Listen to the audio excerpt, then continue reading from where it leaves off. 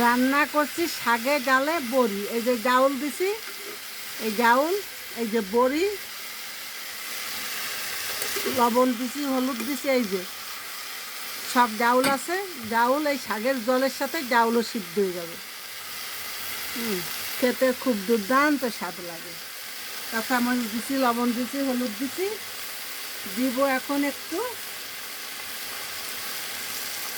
কারি মশলা, চটপট রান্না হয়ে যাবে। এই যে ডাউল, এই যে সিদ্ধ হয়েই গেছে, এই যে সিদ্ধ হয়েই গেছে, এই দেখুন সিদ্ধ হয়ে গেছে। এই যে জল বেরিয়েছে, বড়ি আছে, বড়ি খুব টেস্টি। ভাতের সাথে বড়ি গালে যাবে, খুব টেস্টি লাগবে।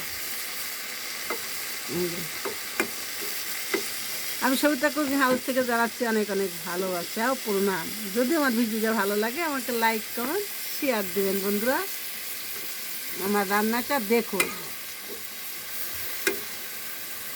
যা খেলে আমাদের শরীর ভালো থাকে, মন ভালো থাকে, সেইভাবেই খেতে হবে। অনেক তেল মশলার খাবার না খাওয়াই ভালো। মাঝে মাঝে খেলাম সেইটাই ঠিক আছে, কিন্তু সবসময় তেল মশলা তো না খাই ভালো। আর আমরা খাইও না বেশি তেল মশলা। ধন্যবাদ, ভালো থাকবেন, সাথে থাকবেন।